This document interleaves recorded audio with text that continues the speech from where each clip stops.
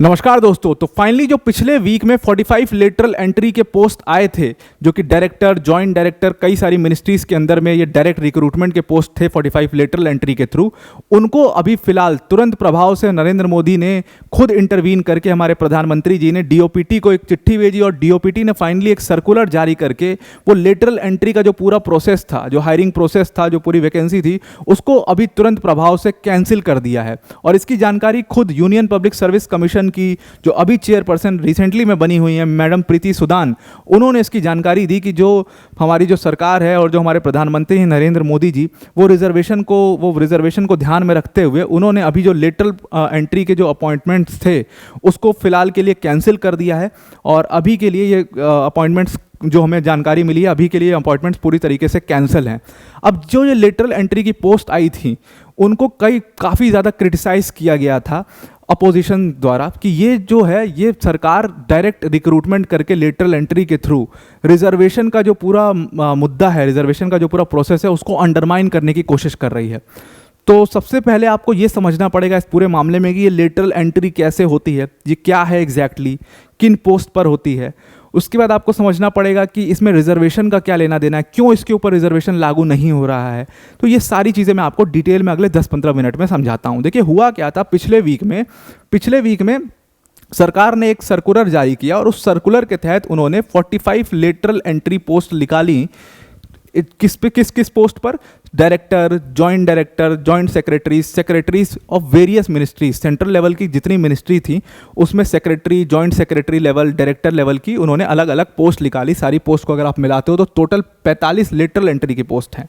अब ये lateral entry की पोस्ट क्या होती है और इसीलिए इसको काफ़ी क्रिटिसाइज भी किया जा रहा है। देखिए, एक तो वर्टिकल प्रोसेस होता है। वर्टिकल प्रोसेस में आप ऐसे नीचे से ऊपर जाते हो, मतलब आप पहले यूपीएससी का एग्ज़ाम देते हैं, उसके बाद यूपीएससी का एग्ज़ाम देने के बाद आप लबासना पहुंचते हैं और लबासना पहुंच के वहाँ आपकी ट्रेनिंग होती है। फिर आपकी जो पहली पोस्टिंग होती है वो एज ए एसडीएम आप वहाँ पर पोस्ट होते हैं। उसके बाद कई सालों बाद आप डीएम बनते हैं। डीएम बनने के बाद फिर आपका और प्रमोशन होता है और साल आप मेहनत करते हैं और ऊपर जाते हैं और उसके बाद आप स्टेट लेवल पर पहुंचते हैं। स्टेट लेवल पर पहुंच करके आप क्या करते हैं, स्टेट की जो मिनिस्ट्रीज़ होती हैं, स्टेट की मिनिस्ट्रीज़ जो होती हैं उसमें आप सेक्रेटरी जॉइंट सेक्रेटरी, फिर उसके बाद सेक्रेटरी, डायरेक्टर, जॉइंट डायरेक्टर, इस तरीके की पोस्ट आप प्रमोशन के हिसाब से आगे बढ़ते जाते हैं और फाइनली आप सेंट्रल लेवल पर पहुंचते हैं। फिर आप सेंट्रल की जो मिनिस्ट्रीज़ होती हैं सेंटर की, उनमें आप सेक्रेटरी, जॉइंट सेक्रेटरी, जो भी डायरेक्टर, ऐसी पोस्ट पर आप पहुंचते हैं धीरे धीरे करके। तो मतलब आपने शुरू यहाँ से किया, आपने एसडीएम से शुरू किया, आपने पहले एग्ज़ाम दिया, उसके एसडीएम बने और उससे बढ़ करके आप सेंटर लेवल तक पहुँचते हैं। और इसमें भी आपकी जो एज है उसके हिसाब से ये सारी चीज़ें डिज़ाइन होती है। कई लोग जो हैं जो कि लेट थोड़ा सा एग्ज़ाम क्लियर करते हैं, जो कि 30, 31, 32 साल में जो एग्ज़ाम क्लियर करते हैं, वो कभी सेंट्रल पर पहुंचने में ही उनको वो रिटायर हो जाते हैं। अभी सेंट्रल पर पहुंचते वाले होते हैं तब तक वो रिटायर हो जाते हैं, उनकी एज हो जाती है। तो ये पूरा एक वर्टिकल प्रोसेस है। अब लेटरल एंट्री का प्रोसेस क्या कहता है कि हम डायरेक्टली सेंट्रल लेवल की जो मिनिस्ट्रीज़ हैं उसमें जॉइंट सेक्रेटरी या सेक्रेटरी लेवल की जो पोस्ट हैं या डायरेक्टर, जॉइंट डायरेक्टर लेवल की जो जेडी लेवल की पोस्ट हैं, उसमें हम बाहर से सीधा डायरेक्ट रिक्रूटमेंट कर देंगे उस पोस्ट पर। इसका मतलब होता है कि लेटरल एंट्री मतलब आपने किसी तरीके का कोई यूपीएससी एग्ज़ाम क्लियर नहीं किया है और ज़रूरी भी नहीं है कि आप किसी गवर्नमेंट एजेंसीज के साथ जुड़े हो तभी आपको ये लेटरल एंट्री के लिए आप एलिजिबल हो, ऐसा नहीं है। आप प्राइवेट कंपनी, मतलब अगर प्राइवेट नौकरी भी आपने करी हुई है और आपके पास वो ज़रूरी मानक आप तय पूरे करते हो जो गवर्नमेंट को चाहिए, आपके पास वो एक्सपर्टीज़ है जो गवर्नमेंट को चाहिए, तो आप डायरेक्टली सेंटर पर हायर किए जा सकते हो उस लेवल पर, अगर आप उसको पूरा करते हो तो लेटरल एंट्री के थ्रू। और ऐसा पहली बार नहीं हो रहा है। अभी पिछले हफ्ते जो लेटरल एंट्री की ये 45 सीट्स निकाली गई, ऐसा 2018 में एक बार हो चुका है, 19 में एक बार हो चुका है, 22 में एक बार हो चुका है। लेकिन अब इसको इतना क्रिटिसाइज़ क्यों किया जा रहा है अपोजिशन द्वारा, उसको आप समझना पड़ेगा। रिजर्वेशन का पूरा प्रोसेस क्या है उसको आप समझना पड़ेगा। तो उसके लिए सबसे पहले आप ये लेटरल एंट्री कैसे आया और क्या इसकी रिकमेंडेशंस थी। तो देखो, लेटरल एंट्री का जो पहली बार जिक्र हुआ था जो भारत देश में, वो पहली बार हुआ था सेकेंड एआरसी के टाइम पर। सेकेंड एआरसी क्या है? Second administrative reform commission. जो फर्स्ट एडमिनिस्ट्रेटिव रिफॉर्म कमीशन था वो 1966 में फॉर्म हुआ था।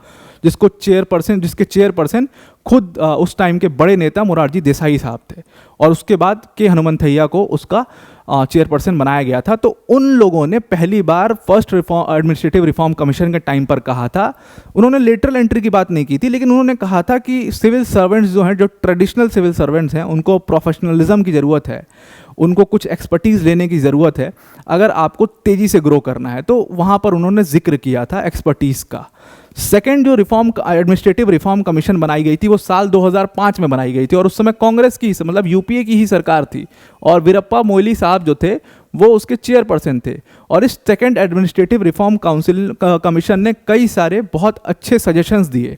इन्होंने सजेशन ये दिया कि आपको तगड़े रिफॉर्म्स करने पड़ेंगे अपने ब्यूरोक्रेसी के अंदर में, जहाँ पर आपको स्पेशलाइज्ड नॉलेज के लोगों को डायरेक्टली लेकर के आना पड़ेगा, जो कि कम उम्र के होंगे, क्योंकि जो ट्रेडिशनल सिविल सर्वेंट्स हैं वो ट्रेडिशनल सिविल सर्वेंट्स बहुत सारे ज़रूरी मानकों पर खरे नहीं उतर पाएंगे, चाहे आप कितना भी उनको ट्रेनिंग दे लीजिए।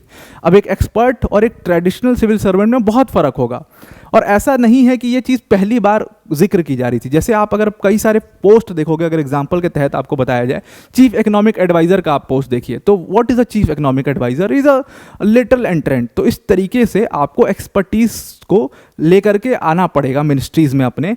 जैसे सपोज फॉर एग्जांपल, इसका सबसे बड़ा एग्जांपल है माइक्रोचिप इंडस्ट्री। अब आपको अगर माइक्रोचिप इंडस्ट्री में कुछ सिग्निफिकेंट हासिल करना है, कुछ ऐसे लुक्रेटिव ऑफर्स बनाने हैं कि बाहर की कंपनी आए आपकी कंट्री में माइक्रोचिप इंडस्ट्री को सेटअप करने के लिए, तो वहाँ पर आपको नॉलेज होनी चाहिए उस पूरी इंडस्ट्री की, कि हाउ दिस इंडस्ट्री वर्क्स और उसकी टेक्निकलिटीज़ क्या हैं। बहुत माइक्रोस्कोपिक लेवल पर आपको जा करके चीज़ों के बारे में जानकारी होनी चाहिए, तभी आप लुक्रेटिव ऑफर्स को डिज़ाइन कर पाओगे, पॉलिसी उस हिसाब से बना पाओगे। तो उसके लिए आपको एक्सपर्ट्स की ज़रूरत होगी, खासतौर से साइंस एंड टेक्नोलॉजी डिपार्टमेंट में, इकॉनमी के मामले में, इन सब में आपको एक्सपर्ट्स की बहुत ज़्यादा ज़रूरत पड़ती है, जो कि ट्रेडिशनल सिविल सर्वेंट्स पूरी नहीं कर सकते।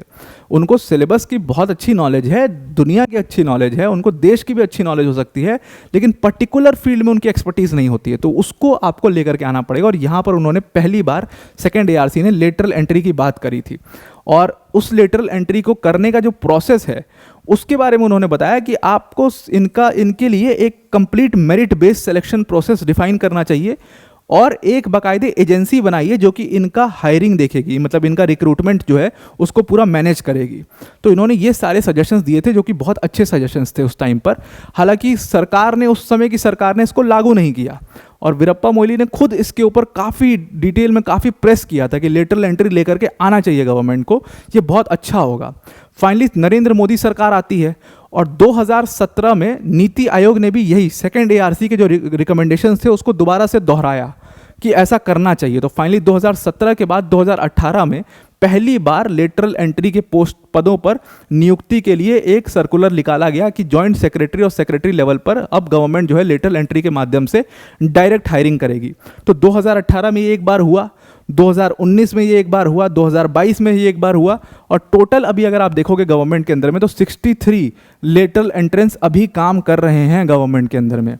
अब यहाँ पर इसको क्रिटिसाइज क्यों किया गया, जो रिसेंटली पिछले वीक वाली लेटरल एंट्री की पोस्ट आई उसको। अब आप समझिए कि इसमें प्रॉब्लम क्या थी।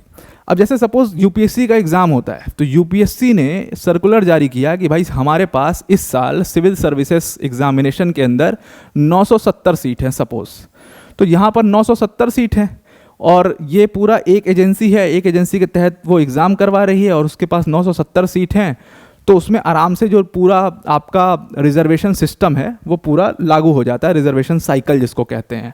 अभी मैं आपको रिजर्वेशन साइकिल क्या होता है अगर नहीं पता है तो समझाता हूँ आगे चल करके। अब सपोज मान लीजिए किसी कॉलेज में डायरेक्ट रिक्रूटमेंट है, कोई गवर्नमेंट कॉलेज है, और वहाँ पर असिस्टेंट प्रोफेसर्स के पद निकले हैं। अब असिस्टेंट प्रोफेसर्स के पद बहुत सारे नहीं होंगे, सपोज लॉ डिपार्टमेंट में 2 असिस्टेंट प्रोफेसर्स की ज़रूरत है, तो उन्होंने उसकी वैकेंसी निकाल दी कि 2 असिस्टेंट प्रोफेसर्स की ज़रूरत है। अब इसमें आप कैसे रिजर्वेशन लगाओगे? अगर आप रिजर्वेशन लगाते हो 2 पदों पे तो दोनों सीट रिजर्व हो जाएगी। अगर आप रिजर्वेशन नहीं लगाते हो तो जो रिजर्वेशन के मतलब हकदार हैं उनके साथ गलत हो जाएगा।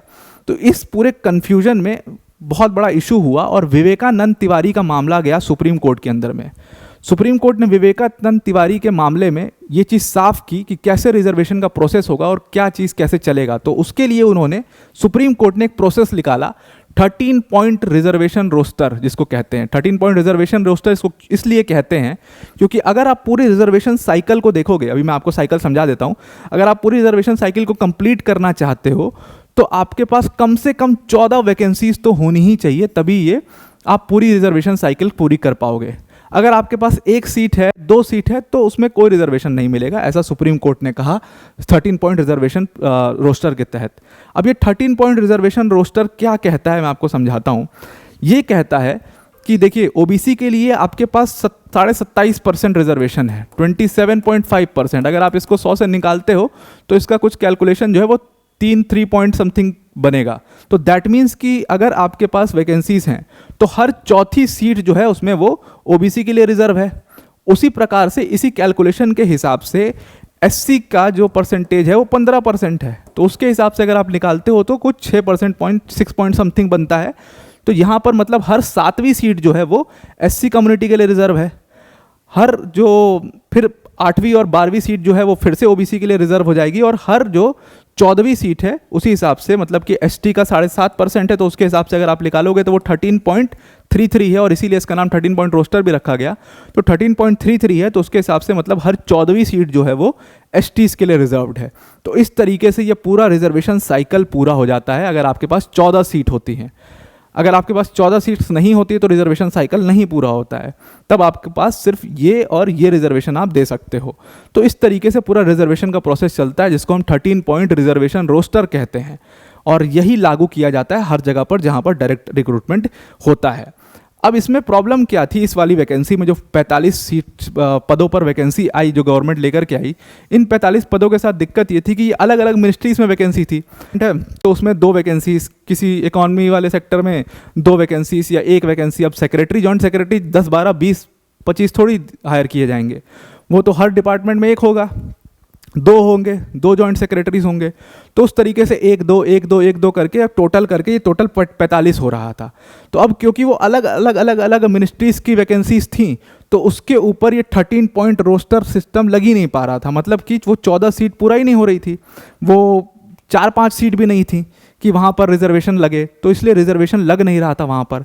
और इसकी वजह से क्या हुआ कि अपोजिशन की जब ये 45 सीटों की सर्कुलर निकाला गया तो अपोजिशन ने इसको काफ़ी क्रिटिसाइज़ किया कि भाई ये बहुत चालाकी से इन्होंने सुप्रीम कोर्ट के डिसीजन को अपने फ़ायदे के लिए यूज़ किया है, और पूरा रिजर्वेशन का जो प्रोसेस है उसको अंडरमाइन करने की कोशिश है।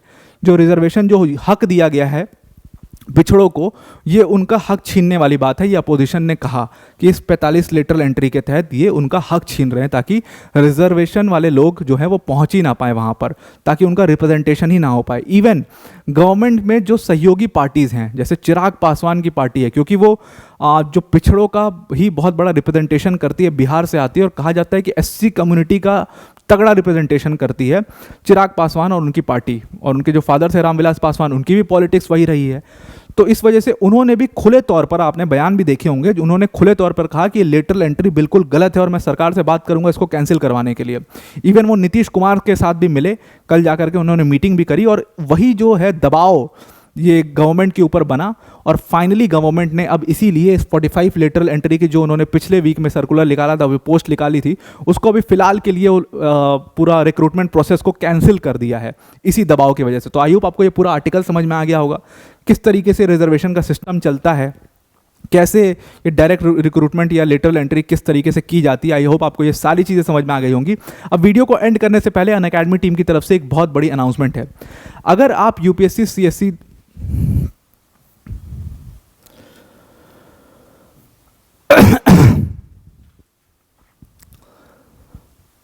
अब वीडियो को एंड करने से पहले अनअकैडमी टीम की तरफ से एक बहुत बड़ी अनाउंसमेंट है। देखिए, अनअकैडमी ने आपके लिए 2 बहुत ही मज़ेदार कोर्सेज लॉन्च किए हैं, और ये दोनों कोर्सेज जो है वो मेरे द्वारा लिए जाएंगे। ये दोनों कोर्सेज, तो एक तो कोर्स है हमारा जियोपॉलिटिक्स के ऊपर, जहाँ पर हम ऑयल जियोपॉलिटिक्स को बहुत डिटेल में समझेंगे कि कैसे oil led to the money and how money led to the power. मतलब तो कंप्लीट आज की प्रेजेंट डे जियो पॉलिटिक्स को अगर आप देखते हो तो उसमें किस तरीके से ऑयल का रोल रहा है, वर्ल्ड वॉर 1 में कैसे रहा है, वर्ल्ड वॉर 2 में कैसे रहा है, कैसे पावर डायनेमिक्स चेंज हुए, कैसे बड़ी बड़ी फैमिलीज रॉकफेलर्स और ये रॉथस्चाइल्ड्स का आप नाम सुनते हो, कैसे इन्होंने ये पावर गेन किया। ऑयल जियो पॉलिटिक्स का बहुत बड़ा रोल रहा था इसमें, तो इसको हम काफ़ी डिटेल में यहाँ पर कवर करेंगे। टोटल इस वाले कोर्स के अंदर में 5 लेक्चर्स होने वाले हैं, और ये लेक्चर्स जो हैं ये छोटे छोटे नहीं, ये 2-2 घंटे के लेक्चर्स होंगे इसमें।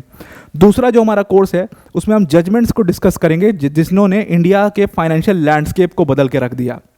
इंडिया के फाइनेंशियल लैंडस्केप को बदलने के लिए, जैसे बैंक नेशनलाइजेशन केस जो इंदिरा गांधी जी के टाइम पर हुआ था, उसको हम डिटेल में डिस्कस करेंगे। जो गरीबी हटाओ उन्होंने आंदोलन किया था और गरीबी हटाओ का नारा दिया था, उसके ऊपर चुनाव जीता था, तो उसमें हम पूरा पॉलिटिकल सिनेरियो उस टाइम का क्या था, बैंक नेशनलाइजेशन की ज़रूरत क्या थी करने की, फिर सुप्रीम कोर्ट में मामला गया, सुप्रीम कोर्ट ने उसके ऊपर क्या कहा, वो सारी चीज़ें हम डिटेल में डिस्कस करेंगे। ऐसा नहीं है कि जजमेंट सिर्फ मैं आपको जजमेंट बता दूंगा, इसी में हम आधार केस भी डिस्कस करेंगे कि कैसे आधार कार्ड का वो पूरा मामला आया, वो सुप्रीम कोर्ट में क्यों चैलेंज हुआ, उस समय देश की सिचुएशन क्या थी, आधार क्यों लाया गया, ये सारी चीज़ें हम काफ़ी डिटेल में इन दोनों कोर्सेज के अंदर में डिस्कस करने वाले हैं। तो इसमें भी 5 लेक्चर होंगे, उसमें भी 5 लेक्चर होंगे, मतलब पूरा जो हमारा बंडल कोर्स होगा उसके अंदर 10 लेक्चर्स होंगे।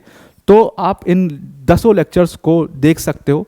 ये कोर्स की जो फीस है वो सिंपली 500 रुपीज़ है, ये ऑफर प्राइस है 500 का, ये एक्चुअल फीस इसकी 999 है, और अभी ये 500 का कर दिया गया है ऑफर में। सिंपली आपको डिस्क्रिप्शन में हमने लिंक दी हुई है, उस लिंक पर क्लिक करना और जहाँ पर यूज़ कोड का ऑप्शन आएगा वहाँ पर आप APYT10 यूज़ करना, तो आप इस कोर्स को डिस्काउंटेड प्राइस पर अवेल कर पाओगे। तो आई होप आपको पूरा आर्टिकल समझ में आ गया होगा, हमारे कोर्सेज के बारे में भी समझ में आ गया होगा। तो आज के लिए इतना ही। Thank you and have a nice day.